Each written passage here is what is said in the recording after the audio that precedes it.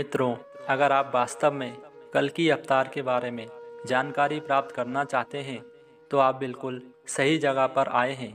मित्रों, इस वीडियो में दी गई समस्त जानकारी संपूर्ण कल्कि पुराण का अध्ययन करने के बाद ही आपके सामने प्रस्तुत की गई है। कल्कि पुराण 18 पुराणों में से एक है और संस्कृत भाषा में रचित है, जिसको हिंदी में रूपांतरित कर आपके सामने प्रस्तुत किया गया है। मित्रों, आज के इस वीडियो में हम जानेंगे कि कब, कैसे और कहाँ होगा भगवान कल्कि का जन्म, किस प्रकार होगी भगवान कल्कि की शिक्षा और कौन होंगे भगवान कल्कि के गुरु। साथ ही जानेंगे भगवान कल्कि और पद्मा की प्रेम कहानी के बारे में, भगवान कल्कि के 2 विवाह होने का कारण तथा कैसे होगा भगवान कल्कि और कली का महासंग्राम। और अंत में हम जानेंगे भगवान कल्कि किस प्रकार करेंगे कलयुग का अंत और कैसे करेंगे सतयुग की स्थापना। अंतिम क्षण में हम जानेंगे कैसे होगी भगवान कल्कि की मृत्यु। मित्रों, अगर आप यह सारी जानकारी प्राप्त करना चाहते हैं तो वीडियो को अंत तक जरूर देखें, क्योंकि अधूरा ज्ञान किसी काम का नहीं होता और यह जानकारी आपको कहीं नहीं मिलेगी। तो चलिए मित्रों, शुरू करते हैं। लेकिन इससे पहले आपसे निवेदन है, अगर आप इस चैनल पर नए हैं तो कृपया चैनल को सब्सक्राइब कर बेल आइकन प्रेस कर लें, ताकि ऐसी ही जानकारी आपको मिलती रहे। भगवान श्री कृष्ण के अपने लोक जाने के बाद कलयुग की उत्पत्ति हुई। जब द्वापर युग समाप्त हो गया तब ब्रह्मा जी ने अपनी पीठ पृथ्वी की तरफ मोड़ ली और ब्रह्मा जी की पीठ से ही अधर्म की उत्पत्ति हुई और फिर अधर्म के सहयोग से काम, क्रोध, लोभ, मद, अहंकार आदि की उत्पत्ति हुई। अधर्म, काम, क्रोध, लोभ, मद आदि से मिलकर ही कलयुग की रचना हुई। कलयुग के प्रभाव से ब्राह्मणों को वेदों का ज्ञान नहीं होगा, स्त्रियां परपुरुष का अनुसरण करेंगी, इंसान पूजन, कर्म, व्रत, उपवास और सभी धार्मिक काम करना बंद कर देंगे। मनुष्य 16 वर्ष की आयु में बूढ़े हो जाएंगे। लोग बेवजह आपस में कलह करेंगे। लोग ब्याज से अपनी आजीविका चलाएंगे और निर्धनों का शोषण करेंगे। कलयुग के प्रभाव से शिष्य अपने गुरु की निंदा करेंगे। न्यायाधीश दंड देने में असमर्थ और निर्बल हो जाएंगे। जो लोग अधिक बोलेंगे वही पंडित और ज्ञानी होंगे। धन की कामना से ब्राह्मण शूद्रों के यहाँ भोजन, भजन, पूजा आदि करेंगे। बादल भी खंड वृष्टि वाले हो जाएंगे। स्वयं राजा ही प्रजा का शोषण करेगा, जिससे सारी प्रजा कर्ज में डूब जाएगी और सारी प्रजा जंगलों में जाकर रहने के लिए विवश हो जाएगी। कलयुग के प्रथम चरण में लोग भगवान के निंदक हो जाएंगे। कलयुग के दूसरे चरण में लोग भगवान को भूल जाएंगे। तीसरे चरण में वर्ण संकर उत्पन्न होंगे और चौथे चरण में लोग जाति, पाति, धर्म सब भूल जाएंगे, जिससे पृथ्वी पर उपस्थित सभी देवता पीड़ित होंगे और माँ पृथ्वी की रक्षा के लिए तथा धर्म की पुनः स्थापना के लिए भगवान ब्रह्मा जी से प्रार्थना करेंगे। फिर ब्रह्मा जी सभी देवताओं के साथ भगवान विष्णु की स्तुति कर उनसे कलयुग में पुनः धर्म की स्थापना करने के लिए प्रार्थना करेंगे। फिर देवताओं की स्तुति सुन भगवान विष्णु ने कहा कि मैं शीघ्र ही कलयुग में संबल ग्राम में विष्णु यश ब्राह्मण के यहाँ उनकी पत्नी सुमति के गर्भ से जन्म लूँगा। कल्कि पुराण के अनुसार देवताओं को दिए वचन अनुसार भगवान श्री हरि संबल ग्राम में जन्म लेने के लिए ब्राह्मण विष्णु यश जी की पत्नी सुमति के गर्भ में प्रविष्ट होंगे। भगवान विष्णु बैसाख शुक्ला द्वादशी के दिन इस धरती पर जन्म लेंगे। भगवान विष्णु के इस धरती पर आते ही स्वयं गंगा जी उनका अभिषेक करेंगी और सभी लोग वेदों का अनुसरण करेंगे। पवित्र हृदय ब्राह्मण विष्णु यश अपने पुत्र के नामकरण के लिए यजु और सामवेदी ब्राह्मणों को आमंत्रित करेंगे। भगवान कल्कि के बालक रूप का दर्शन करने के लिए द्रोणाचार्य, परशुराम, वेदव्यास तथा द्रोणाचार्य के पुत्र अश्वत्थामा संबल ग्राम में भिक्षु का वेश बनाकर आएंगे और फिर सभी विष्णु यश ब्राह्मण के यहाँ पहुँचेंगे, जहाँ विष्णु यश उनका आदर पूर्वक सम्मान करेंगे। फिर सभी भिक्षुक विष्णु यश जी की गोद में बैठे भगवान कल्कि के बालक रूप का दर्शन कर उनको नमस्कार करेंगे। कल्कि पुराण के अनुसार सभी भिक्षुक तथा ब्राह्मण विष्णु यश जी की गोद में बैठे बालक को पहचान लेते हैं कि यह श्री हरि विष्णु है, जिन्होंने कलयुग के पापों का नाश करने के लिए अवतार लिया है। अतः इनका नाम कल्कि होगा, जो कली का अंत करेंगे। इस प्रकार सभी उनका नामकरण कर वहां से चले गए। माता सुमति ने उनका भली प्रकार से पालन पोषण किया और वह दिन प्रतिदिन शीघ्रता से बड़े हुए। ब्राह्मणों का हित करने वाले भगवान कल्कि के 3 बड़े भाई भी होंगे, जिनके नाम कवि, प्राग और सुमंत्रक होंगे। अपने पुत्रों को बड़ा होते देख विष्णु यश बोले, हे पुत्रों, अब तुम अध्ययन करने के लिए तैयार हो चुके हो। मैं तुम्हें ब्रह्म संस्कार, उपनयन और सावित्री का श्रवण कराऊंगा। फिर तुम वेदों का अध्ययन करना। फिर भगवान कल्कि अपने पिता से पूछते हैं, पिताजी, वेद क्या है और सावित्री क्या है? इस पर पिताजी उत्तर देते हैं कि वेद ब्रह्मा जी की वाणी है और सावित्री प्रतिष्ठा है। वेद 10 संस्कारों से युक्त ब्राह्मणों के पास ही निवास करते हैं, इसलिए मैं तुम्हें 10 संस्कार देकर तुम्हारा उपनयन संस्कार करना चाहता हूँ। भगवान कल्कि अपने पिताजी से बोले, पिताजी, मैं 10 संस्कारों से युक्त और वेदों के ज्ञाता और तीनों लोकों की कामना पूर्ण करने वाले ब्राह्मण से शिक्षा ग्रहण करना चाहता हूँ। ऐसा ब्राह्मण कहाँ है? इस पर पिताजी बोले, अधर्मी और ब्राह्मणों के शत्रु महाबली कली के सताने से सभी ब्राह्मण यह स्थान छोड़कर चले गए और कुछ ब्राह्मण जो शेष रह गए हैं वह कली के कारण अपने धर्म मार्ग से भटक गए हैं। तुम्हें ऐसे ब्राह्मण की खोज में यहाँ से दूर जाना होगा। फिर भगवान कल्कि अपने पिता को वचन देते हैं कि मैं ब्राह्मणों के शत्रु कली का विनाश कर दूंगा और पुनः धर्म की स्थापना करूंगा। कल्कि पुराण के अनुसार जब भगवान कल्कि घर से गुरु की तलाश में गुरुकुल की ओर निकलेंगे, तब महेंद्रगिरी पर्वत पर रहने वाले परशुराम उन्हें अपने आश्रम ले जाएंगे। आश्रम पहुंचने के बाद परशुराम जी भगवान कल्कि से कहेंगे, मैं भृगु वंश में उत्पन्न जमदग्नि का पुत्र हूँ और वेदों को जानने वाला तथा युद्ध विद्या में निपुण परशुराम हूँ। मैंने कई बार इस धरती को क्षत्रियों से विहीन कर ब्राह्मणों को दान में दे दिया है। आप मुझे धर्म पूर्वक अपना गुरु मानो और मैं आपको वेद तथा युद्ध की शिक्षा दूंगा। परशुराम भगवान कल्कि से कहते हैं, मैं इस महेंद्रगिरी पर्वत पर आपकी प्रतीक्षा में कई वर्षों से तपस्या कर रहा हूँ। आप यहाँ अपने वेदों का अध्ययन कीजिए। भगवान कल्कि परशुराम जी को पहचान जाएंगे और प्रसन्न होकर उन्हें अपना गुरु बना लेंगे। फिर भगवान कल्कि वहाँ वेदों का अध्ययन करेंगे तथा 64 कलाओं का ज्ञान प्राप्त कर संपूर्ण विद्या में पारंगत होने के बाद भगवान कल्कि परशुराम जी से कहेंगे कि जिस दक्षिणा के देने से मुझे सर्व सिद्धि की प्राप्ति हो तथा जिस दक्षिणा की प्राप्ति से आप संतुष्ट हो, वह दक्षिणा मुझे बताइए। इस पर परशुराम जी भगवान कल्कि से कहते हैं, प्रभु, आप स्वयं भगवान विष्णु के अवतार हैं, जो संबल ग्राम में विष्णु यश के यहाँ अवतरित हुए हैं।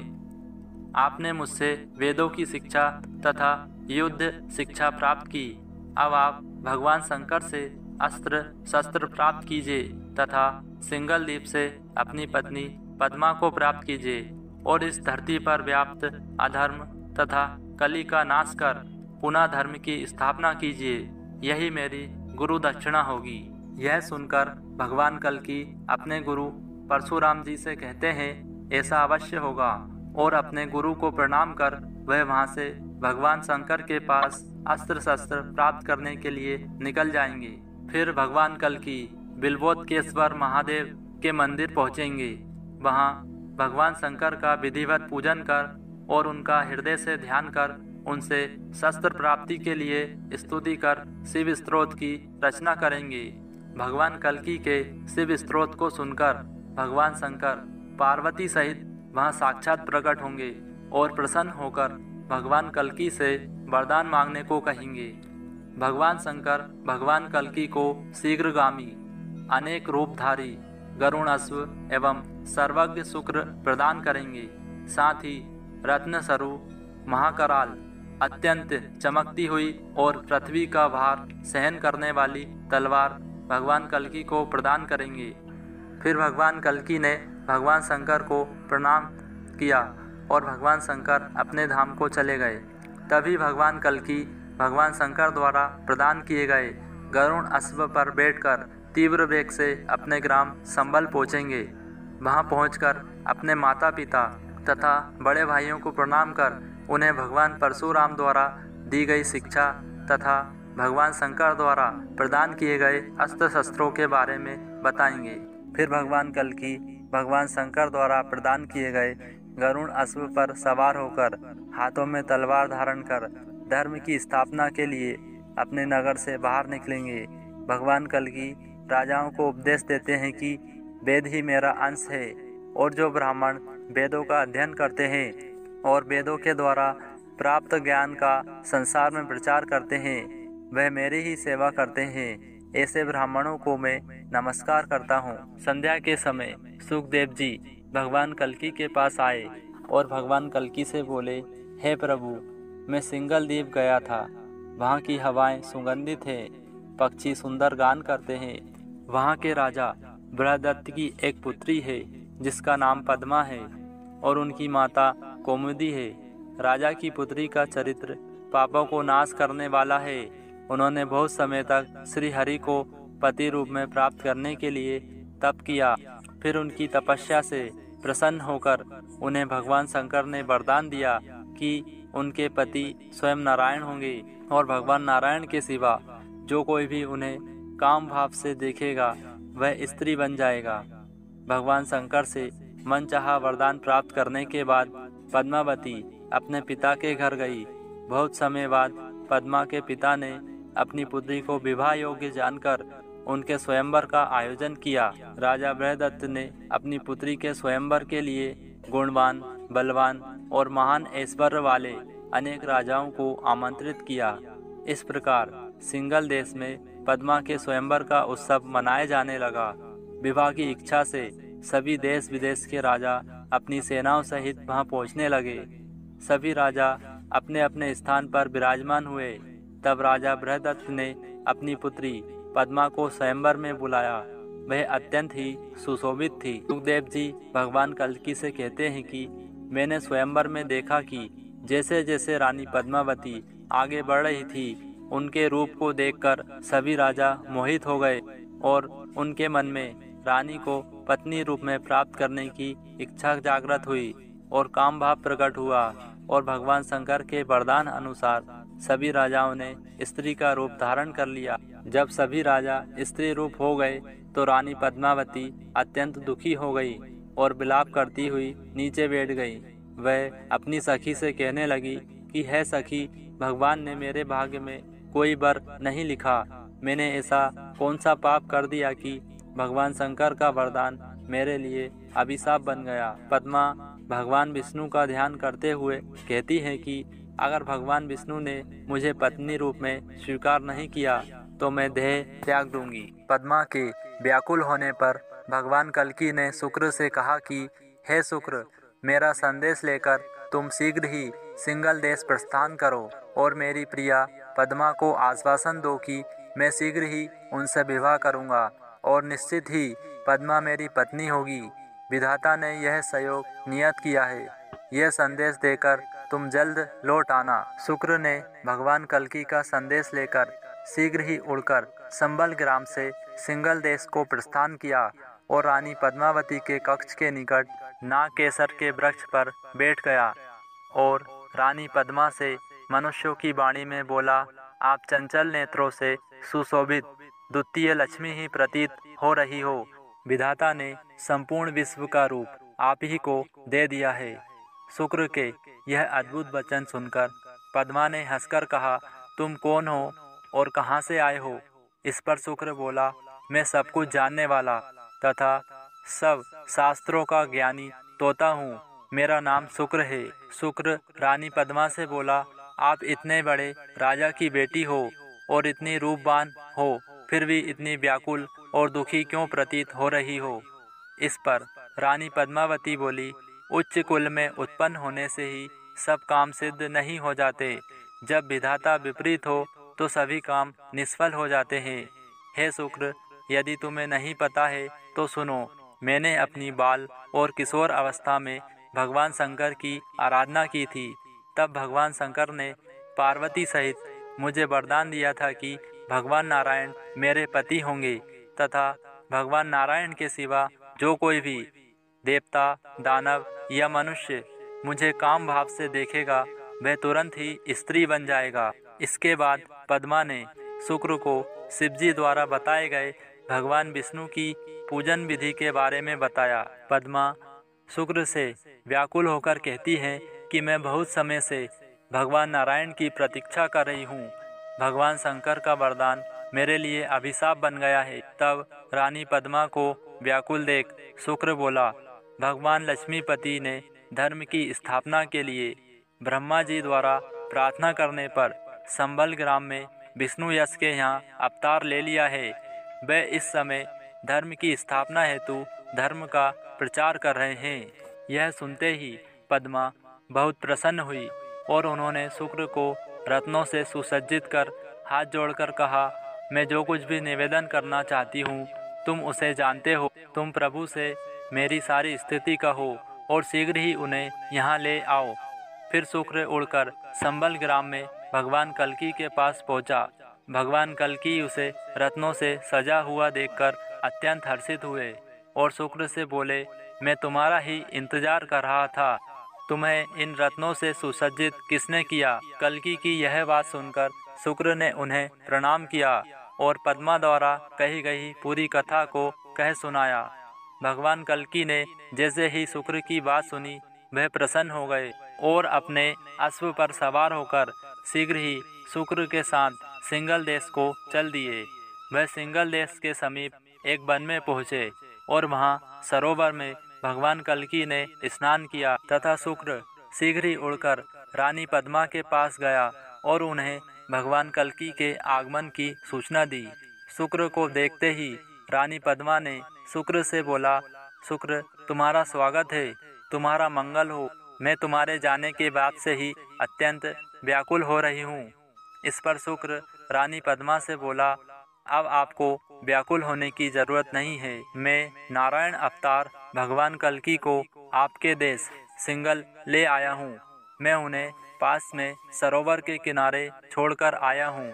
यह सुनते ही रानी पद्मावती अत्यंत प्रसन्न हो गई। उनका सारा शोक दूर हो गया और वह अपनी सारी सखियों को लेकर पालकी में सवार होकर भगवान कल्की के दर्शन के लिए शीघ्र ही घर से निकल गई। रानी पद्मा सखियों सहित सरोवर के निकट पहुंची और उन्होंने वहां तेज युक्त भगवान कल्की को सुखपूर्वक सोते हुए देखा। उन्होंने देखा कि नील कमल के समान पीताम्बरधारी, कमल जैसे नेत्र वाले, विशाल भुजाओं वाले भगवान कल्की शिला पर शयन कर रहे हैं। उस अद्भुत रूप को देखकर पद्मा मोहित हो गई। पद्मा ने शंका के कारण उन्हें जगाना उचित नहीं समझा। उन्हें डर था कि कहीं भगवान शिव के वरदान के कारण भगवान कल्की भी स्त्री ना बन जाएं। फिर पद्मा की मन की बात जानकर सब कुछ जानने वाले नारायण अवतार भगवान कल्की उठे।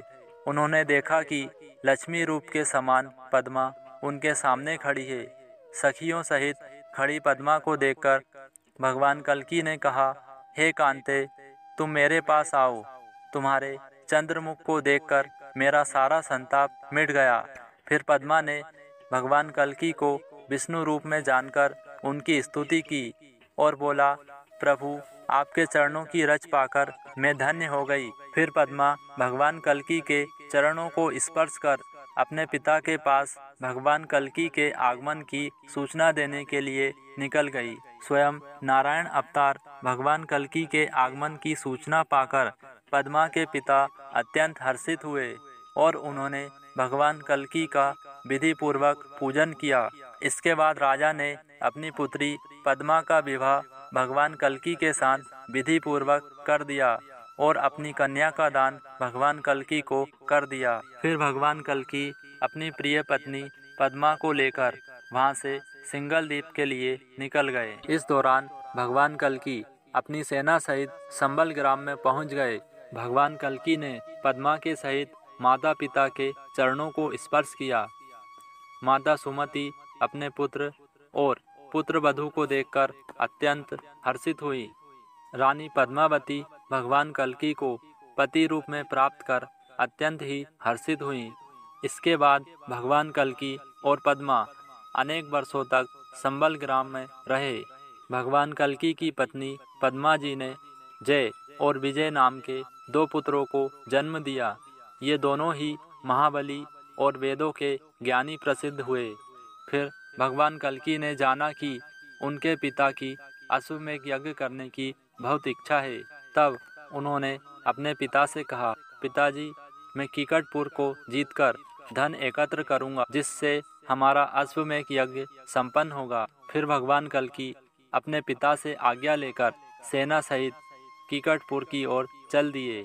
अत्यंत विस्तार वाला कीकटपुर पहले बौद्धों का निवास स्थान था। अब यहाँ रहने वाले व्यक्ति देहाती, कुल धर्म और जाति धर्म के न मानने वाले तथा धन और स्त्री तथा भोग आदि में लिप्त रहने वाले हैं। भगवान कल्कि की सेना ने लाखों सैनिकों को युद्ध भूमि में धराशायी कर दिया। फिर जिन युद्ध भूमि से डरकर भागने लगा, तब भगवान कल्कि ने हंसकर कहा, भागकर ना जाओ, तुम मेरे बाणों से बच नहीं सकते। मैं तुम्हें अभी परलोक भेजता हूँ, वहाँ तेरा कोई साथ नहीं देगा, इसलिए अभी तू अपने बंधु बांधव को अंतिम बार देख ले।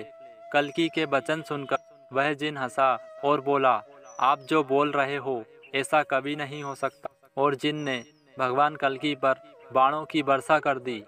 सारे तीर भगवान कल्कि को स्पर्श करके धरती पर गिर गए। फिर भगवान कल्कि ने धरती पर उतरकर जिनके केस और हाथ पकड़ लिए और उसको धराशायी कर दिया। जिनको धराशायी हुआ देखकर बौद्ध सेना डर गई और भगवान कल्कि की सेना हर्षित हो गई। फिर भगवान कल्कि अपने हाथों में तलवार लेकर अपने अश्व पर सवार हुए और संपूर्ण बौद्ध सेना का नाश करने लगे। भगवान कल्कि का संग्राम देखकर सभी लोग भयभीत हो गए। संपूर्ण रंगभूमि रक्त से सज गई। कीकटपुर की संपूर्ण बौद्ध सेना और मच्छेल सेना का नाश हो गया। फिर भगवान कल्कि वहां से चक्र तीर्थ पहुँचे। वहां पर स्नान कर कुछ समय के लिए अपनी सेना सहित वहीं पर निवास किया। इसके बाद भगवान कल्कि वहां से हरिद्वार चले गए। वहां पर सतयुग तथा धर्म ब्राह्मणों के वेश में भगवान कल्कि के दर्शन करने आए। तब भगवान कल्कि ने उनसे पूछा, आप कौन हो? तब उन्होंने कहा, हे प्रभु, हम आप ही के द्वारा उत्पन्न सतयुग और धर्म हैं। इस समय शक, कम्बोज, सवर कलयुग के निवासी है। उस कली ने हमें हराकर बंदी बना लिया है। हे प्रभु, इस समय सभी साधु कलयुग के प्रभाव से पीड़ित हैं। हे प्रभु, हमारी रक्षा कीजिए। तब भगवान कल्कि ने धर्म से कहा कि अब सतयुग आने ही वाला है, तुम अब डरना छोड़ दो। भगवान कल्कि के वचन सुनकर धर्म प्रसन्न हो गया। फिर भगवान कल्कि धर्म के साथ कलयुग के राक्षस कली के निवास स्थान में पहुँचे। वहाँ चारों ओर भूतों का वास होने के कारण दुर्गंध फैली हुई थी। वहाँ पर हर वृक्ष पर उल्लू बैठे हुए थे। हर घर में स्त्रियों का विवाद क्लेश हो रहा था। यहाँ का हर पुरुष स्त्री के अधीन था। जब भगवान कल्कि के आने के बारे में राक्षस कली को पता चला, तब वह अपने वाहन उल्लू पर सवार होकर नगर से बाहर आया।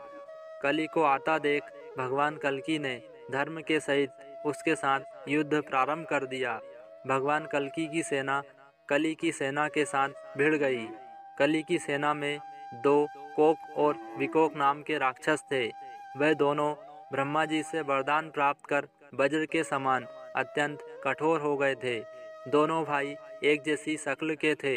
इन दोनों के साथ भगवान कल्कि का घोर युद्ध हुआ। दूसरी ओर धर्म ने अत्यंत क्रोधित होकर कली से युद्ध प्रारंभ कर दिया। धर्म का साथ देने के लिए सतयुग भी उनके पास आ गया। तब कलयुग का राक्षस कली अपने को हारा हुआ देख अपने वाहन को वहीं छोड़ अपने नगर में वापस भाग गया। इधर कोक बिकोक का भगवान कल्कि से भयंकर युद्ध चल रहा था, जिसको देखकर सभी देवता तथा मनुष्य भयभीत हो गए। कोक बिकोक के प्रहार से भगवान कल्कि के सभी अस्त्र शस्त्र जमीन पर गिर गए और फिर भगवान कल्कि ने क्रोधित होकर भाले से बिकोक के सिर को छेद दिया, जिससे वह मृत्यु को प्राप्त हो गया। लेकिन ब्रह्मा जी के वरदान के अनुसार जब कोक ने उसे देखा तो वह पुनः जीवित हो गया। फिर भगवान कल्कि ने कोक का भी भाले से छेदन कर दिया, जिससे वह मृत्यु को प्राप्त हुआ। परंतु जब उसके भाई बिकोक ने उसको देखा तो वह पुनः जीवित हो गया। यह देख सभी लोग आश्चर्यचकित हो गए। फिर उन दोनों राक्षसों ने भगवान कल्कि के साथ पुनः संग्राम शुरू कर दिया और बहुत समय तक लड़ते रहे। भगवान कल्कि के अश्व ने भी उनके साथ बहुत समय तक युद्ध किया। तब ब्रह्मा जी भगवान कल्कि के पास आए और हाथ जोड़कर भगवान कल्कि से बोले, हे प्रभु, ये दोनों राक्षस अस्त्र शस्त्रों से नहीं मारे जाएंगे। अगर इन दोनों को एक ही समय में गाल पर थप्पड़ मारा जाए तो ये दोनों मृत्यु को प्राप्त होंगे। ब्रह्मा जी की बात सुनकर भगवान कल्कि ने दोनों राक्षसों के बीच में पहुंचकर भगवान कल्कि ने अपने दोनों हाथों से वज्र के समान दोनों के गालों पर प्रहार किया, जिससे उनके मस्तक चूर चूर हो गए और दोनों राक्षस मृत्यु को प्राप्त हुए। उधर भगवान कल्कि की सेना कली की सेना का संहार कर रही थी और भगवान कल्कि की सेना ने कली के सभी सैनिकों का संहार कर दिया। वहीं धर्म सतयुग को साथ लेकर राक्षस कली की राजधानी में प्रविष्ट हुए। वहां धर्म ने अपने अग्निबाण से कली के संपूर्ण नगर को जला दिया, जिसमें कली की पत्नी भी जलकर मरण अवस्था को प्राप्त हुई। फिर वह कली रोता हुआ अदृश्य रूप से अन्य वर्ष में प्रवेश कर गया। इस प्रकार कली यह युग छोड़कर भाग गया। जब भगवान कल्कि कली तथा कोक बिकोक पर विजय प्राप्त कर लेंगे, तब वे वहां से अपने अश्व पर सवार होकर और अपने हाथों में तलवार लिए अपनी सेना सहित भल्लाट नगर में पहुंचेंगे। भल्लाट नगर के राजा शशिध्वज भगवान कृष्ण और विष्णु के परम भक्त थे। जब उन्हें भगवान कल्कि के अपने नगर में आने की सूचना मिली, तब उन्होंने भगवान कल्कि को साक्षात नारायण अवतार जानकर प्रणाम किया और अपनी सेना को लेकर युद्ध के लिए घर से निकलने लगे। तब राजा शशिध्वज की पत्नी सुशांता, जो भगवान विष्णु व्रत पारायण थी, उन्होंने जब अपने पति को भगवान कल्कि से युद्ध के लिए जाते हुए देखा, तब वह कहने लगी, हे स्वामी, कल्कि जी तो साक्षात भगवान विष्णु के अवतार हैं, आप उन पर प्रहार कैसे करेंगे? इस पर राजा बोले, हे प्रिय, ब्रह्मा जी ने क्षत्रियों के लिए जो धर्म निश्चित किया है उसका पालन करना चाहिए। रणभूमि में चाहे सामने स्वयं नारायण ही क्यों न हो, उन पर भी वार करना चाहिए। राजा शशिध्वज ने जब युद्ध क्षेत्र में भगवान कल्कि को देखा, तब राजा भगवान कल्कि के रूप को हृदय में धारण कर उनसे बोले, हे प्रभु, आइए मेरे हृदय पर प्रहार कीजिए। अगर आप मेरे बाणों से बचना चाहते हैं तो मेरे हृदय पर वार कीजिए। राजा भगवान कल्कि के साथ युद्ध करने के लिए आगे बढ़े और भगवान कल्कि पर प्रहार करने लगे। राजा ने उन पर अनेक प्रहार किए, लेकिन राजा के सारे प्रहार निष्फल रहे।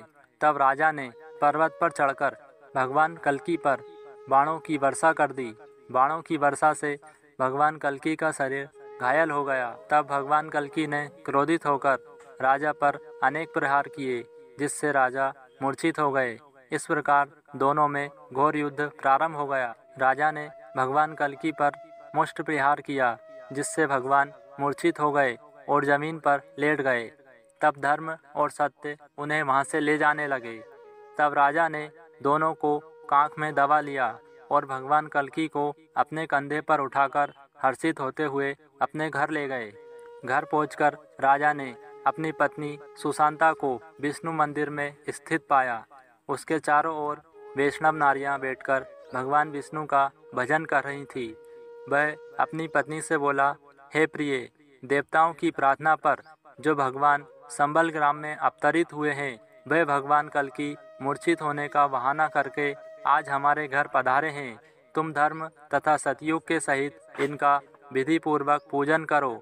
यह सुनकर राजा की पत्नी अत्यंत प्रसन्न हुई। राजा की पत्नी ने अनेक प्रकार से भगवान कल्की का पूजन अर्चन किया और भगवान कल्की से बोली, हे प्रभु, अपनी मूर्छा त्याग कर हमें दर्शन दो। हे प्रभु, आपके द्वारा ही समस्त जल, पृथ्वी, अग्नि, वायु का निर्माण हुआ है। आप चराचर जगत के स्वामी हैं। हे प्रभु, हमसे कोई गलती हुई हो तो हमें क्षमा करें। और अनेक प्रकार से भगवान कल्की की प्रार्थना। सुशांता द्वारा की गई विनय पूर्वक प्रार्थना को सुनकर भगवान कल्की उठे और उन्होंने अपने सामने रानी तथा साथ में सत्य और धर्म को देखा। उन्होंने देखा कि राजा शशिध्वज उनके पीछे खड़े हैं। तब भगवान कल्की सुशांता से बोले, तुम कौन हो और ये बलवान राजा मेरे पीछे क्यों खड़े हैं? भगवान कल्की ने धर्म तथा सतयुग से कहा, हम युद्ध भूमि को छोड़कर यहाँ कैसे पहुँच गए? भगवान कल्की ने कहा, जब मैं मूर्छित हो गया तब राजा शशिध्वज ने मेरा वध क्यों नहीं किया? तब रानी भगवान कल्की से बोली, मेरे पति यदि आपके प्रति शत्रु भाव रखकर आपसे युद्ध करते तो क्या वह आपको अपने घर इस प्रकार ला पाते? प्रभु, मेरे पति आपके दास हैं, इसलिए मैं आपकी दासी हूँ। इस प्रकार आप प्रसन्न होकर स्वयं यहाँ पधारे हैं। इस पर भगवान कल्की राजा से बोले, हे राजन, आपने मुझे सभी प्रकार से जीत लिया है। आपकी क्या इच्छा है? तब राजा ने अपनी पत्नी सुशांता की प्रेरणा से अपनी पुत्री रमा का विवाह भगवान कल्की से कर दिया। कि पुराण के अनुसार जब भगवान कल्की अपनी पत्नी रमा जी और पद्मा जी के सहित संबल ग्राम में रह रहे थे, तो एक दिन परशुराम जी महेंद्रगिरी पर्वत के शिखर से उतरकर भगवान कल्की जी के दर्शन करने संबल ग्राम पहुँचे। उन्हें देखते ही पद्मा और रमा जी सहित भगवान कल्की जी ने उनका विधि विधान सहित हर्षित मन से पूजन किया। उन्हें अनेक तरह के भोजन करवाकर सुंदर सैया पर शयन कराया। जिस समय परशुराम जी विश्राम कर रहे थे, उस समय कल्की जी ने उनके चरण दाबते हुए विनय पूर्वक उनसे कहा, आपकी कृपा से मेरे धर्म, अर्थ और काम इन तीनों वर्गों की सिद्धि हो चुकी है। इस समय राजा शशिध्वज की पुत्री रमा आपसे एक निवेदन करना चाहती है, उसे सुनने की कृपा करें। पति के वचन सुनकर हर्षित मन से भगवान कल्की की पत्नी रमा जी ने परशुराम जी से प्रश्न किया कि ऐसा कौन सा जप, व्रत या नियम है जिसके करने से मुझे पुत्र की प्राप्ति हो। फिर परशुराम जी ने रमा जी को रुक्मणी व्रत करने का उपदेश दिया। इसके बाद परशुराम जी वहाँ से चले गए। रुक्मणी व्रत को करने से कुछ समय पश्चात भगवान कल्की जी की पत्नी रमा जी ने पुत्र को जन्म दिया। फिर भगवान कल्की सुखपूर्वक संबल ग्राम में निवास करने लगे। एक दिन सब देवता ब्रह्मा जी के साथ विमान पर चढ़कर भगवान कल्की जी के दर्शन करने आए और उन्होंने संबल ग्राम में पहुंचकर भगवान कल्की की स्तुति की। देवताओं ने भगवान कल्की से कहा, हे प्रभु, हम सब विपत्ति में पड़े हुए हैं और अपने पुत्र नारी के सहित आपके शरण में आए हैं। हे प्रभु, हम पर प्रसन्न होकर हमारी रक्षा कीजिए। देवताओं ने कहा, हे नाथ, अब यह भूमि सत्य और धर्म पूर्वक शासित है। यदि आपकी हम पर कृपा है तो इसे त्याग कर अपने वैकुंठ धाम के लिए प्रस्थान कीजिए। देवताओं के इन वचन को सुनकर भगवान कल्की जी अत्यंत प्रसन्न हुए और वह अपने सभी अंशों सहित वैकुंठ गमन की इच्छा करने लगे। तब उन्होंने अपने पुत्रों को बुलाकर तुरंत ही उनका राज्य अभिषेक कर दिया। इसके बाद उन्होंने संपूर्ण प्रजा को बुलाकर अपना वृतांत कहते हुए उन्हें सूचित कर दिया कि अब वह देवताओं के अनुरोध पर वैकुंठ धाम के लिए जाना चाहते हैं। यह सुनकर संपूर्ण प्रजा अत्यंत दुखी हो गई। सभी प्रजा उनसे कहने लगी, हे नाथ, आप सभी धर्मों के जानने वाले हैं। हे नाथ, हम भी आपके साथ चलेंगे।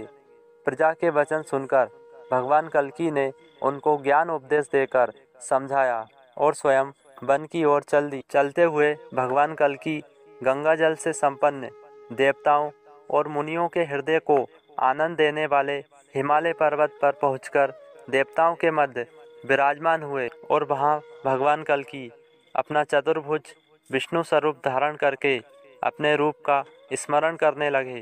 पूर्ण ज्योतिष्मान सर्व साक्षी स्वरूप सनातन पुरुष परमात्मा कल्कि जी सूर्य के समान तेज प्रकाश से प्रकाशित हो रहे। विभिन्न अलंकारों से युक्त वे स्वयं भी अलंकार के समान प्रकाशित हो रहे थे। शंख, गदा और धनुष उनके हाथों में सुशोभित थे। जब भगवान कल्कि जी विष्णु रूप में प्रविष्ट हुए तब उन जगदीश्वर के रूप के दर्शन से सभी जीव मोह माया से परे हो गए। अपने पति कल्कि जी के इस अद्भुत रूप को देखकर रमा जी और पद्मा जी भगवान कल्कि के प्रकाश की अग्नि में प्रविष्ट होकर भगवान कल्कि में ही लीन हो गई और इस प्रकार भगवान कल्कि इस धरा को छोड़कर वैकुंठ धाम को चले गए। अगर जानकारी अच्छी लगी हो दोस्तों तो कृपया वीडियो को लाइक कर चैनल को सब्सक्राइब करें, साथ ही बेल आइकन प्रेस करें ताकि ऐसी ही जानकारी आपको मिलती रहे। धन्यवाद।